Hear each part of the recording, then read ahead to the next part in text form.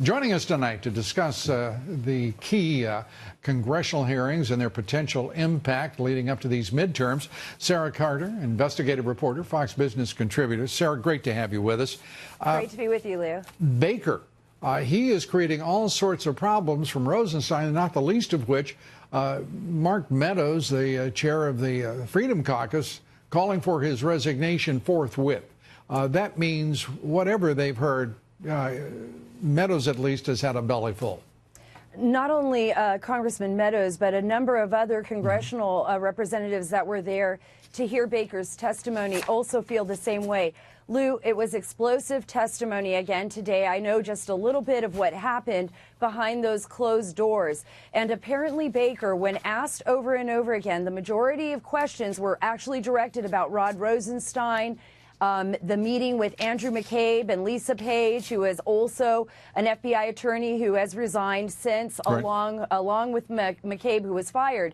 They asked him directly about Rod Rosenstein. And when they asked him specifically, how did you know for certain that, McCabe believed Rosenstein was serious? And he said to them, by his words and by his actions.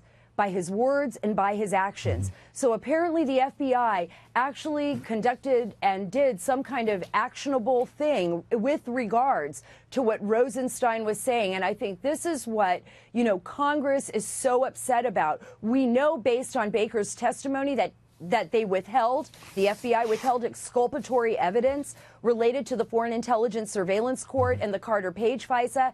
And now we know, based on Baker's testimony, that Rod Rosenstein was apparently serious about recording the President of the United States secretly, which is the reason why so many congressional members are saying, look, and especially Meadows, who's come out publicly to say it, resign right now. This has gone too far. Your move in May of 2017 to secretly record the president crossed a line. But they're obviously going to give him a chance to speak next week if he shows up. Now, that chance to speak next week, and if I may, on what you just said, there seems to me to be an issue here that is still not resolved. James Baker is not in this with clean hands himself. And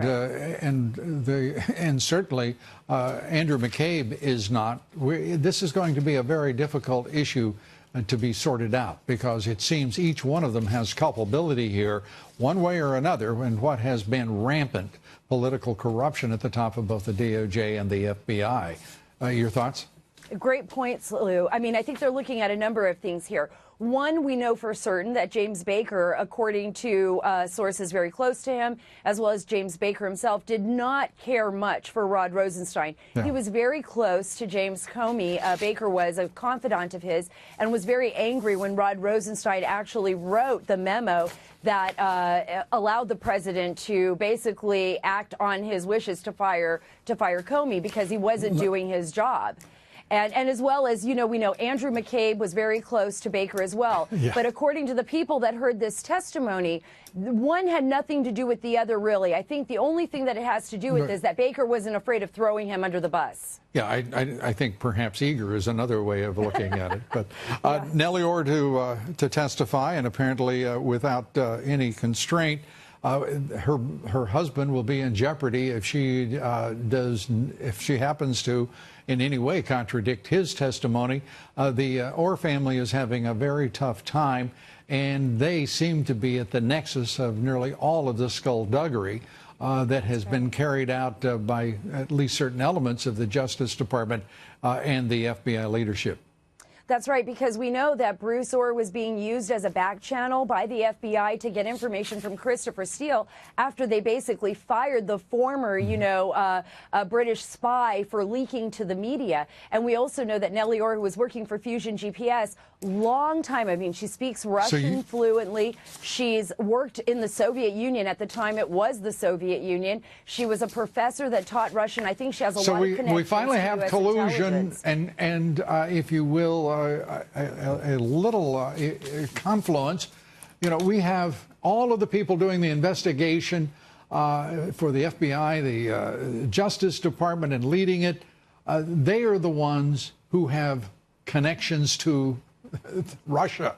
It is the most preposterous moment that anyone would even contemplate and letting this so-called special counsel, Bob Mueller, continue.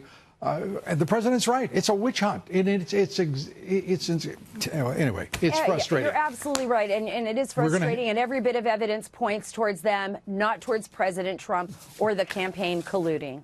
And don't forget, we've got a few members of that Senate Select Committee who have a lot of explaining to do, including the vice chair himself, that is Senator Mark Warner. Yeah, so absolutely. That is for next week. How about it, Sarah? Thank you, Lou. I'd love to be back. You Thanks. got it. We'll see you then, Sarah. Thanks so much. Thank you.